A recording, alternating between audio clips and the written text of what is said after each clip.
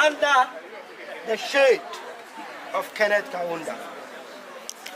Through Kenneth Kaunda, we are also here in the spirit of Kwame Nkrumah, in the spirit of Samora Machel, in the spirit of Thomas Sankara, in the spirit of all our forefathers and our foremothers.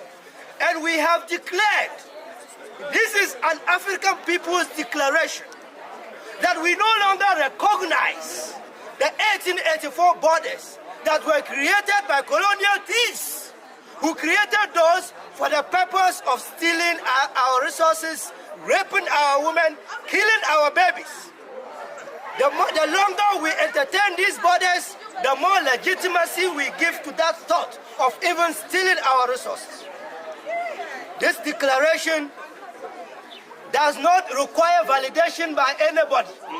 Yes. We do not answer to anybody. Yes. Not to Americans, not to Europeans, not to Chinese, not to anybody. We are Africans, we are unstoppable. They have tried everything, they failed to exterminate us. They tried slavery, they failed. They tried colonialism, they failed. They are trying new colonialism. But that also, comrades, I assure you, is bound to fail. Yes. As long as we are concerned, Africa is one. I am not a Ghanaian. I am not a Zambian. I am not a Zimbabwean. I do not recognize a Ghana. I do not recognize a Zambia. I recognize Africa.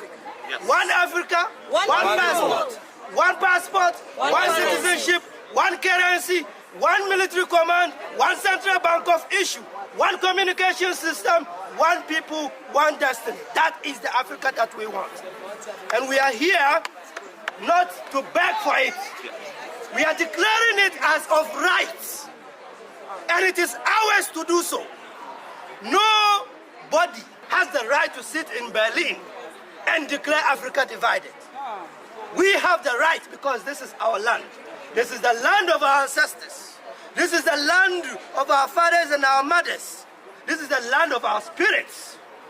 And those spirits are with us here, as we say, that from today, let the United Africa, let the United African States be born. And let it be born in our minds.